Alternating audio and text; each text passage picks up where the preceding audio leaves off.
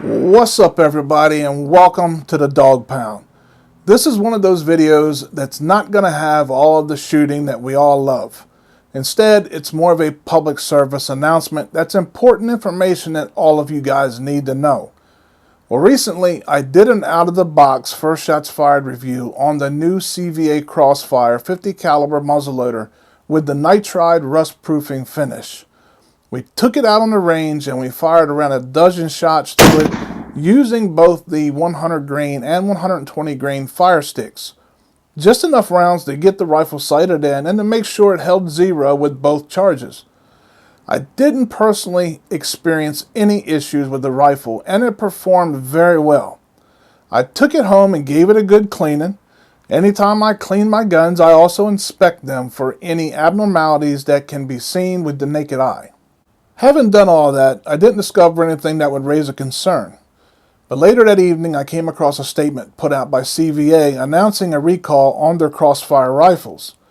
The recall stated that CVA has identified a concern related to the welds between the barrel and the barrel lug on a limited number of the Crossfire muzzleloaders that feature the burnt bronze Cerakote nitride barrels. It also states that there is a possibility that dropping the firearm or repeated firings could compromise the weld, leading to a separation of the barrel from the lug during firing. Therefore, CVA is initiating a voluntary recall for all such firearms currently in the distribution channel.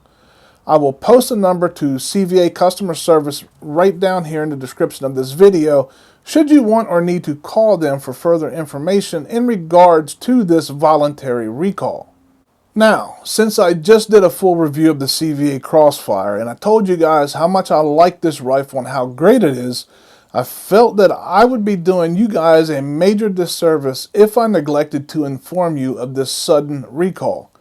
I did call CVA's customer service line and I spoke with one of their representatives who was extremely helpful and even took the time to explain why they determined to implement the recall.